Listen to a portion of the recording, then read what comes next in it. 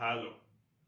German language में seasons को क्या कहते हैं और वेदर से रिलेटेड कुछ नाउन्स हैं, उनको देखते हैं। सीजन अगर सिंगुलर होगा सीजन तो ये होगा यारसाइट। यारसाइट सीजन और इसका प्लूरल बनेगा यारसाइट।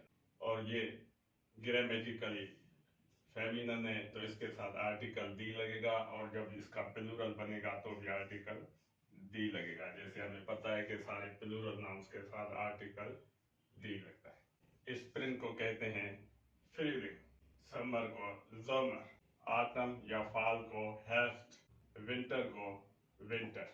ये जो सीजन्स के नाम हैं ग्रामेटिकली ये मस्कुलिन है तो इनके साथ आर्टिकल लगेगा देयर। सबके साथ they are feeling, they are summer, they are herbst, they are winter। और वेदर को जर्मन में कहते हैं वेटर, और ये वेटर ये ग्रामेटिकली न्यूट्रल है।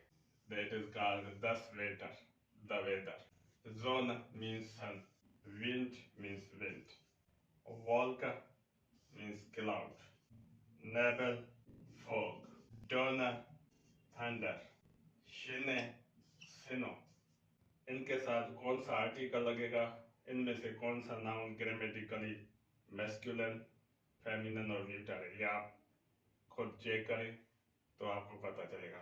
इसीलिए नाउन को जब भी आप सीखें तो उसका आर्टिकल उसके साथ लगा दें। दस वेटर weather, they are feeling spring, they are summer summer, they are हर्स्ट फॉल या autumn, they are winter winter.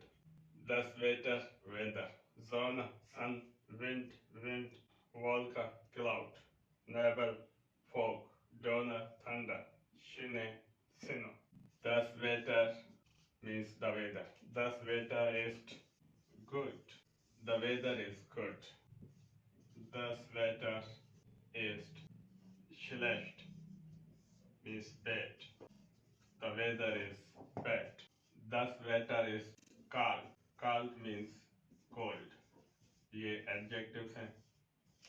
Regen means rain. Regen, rain.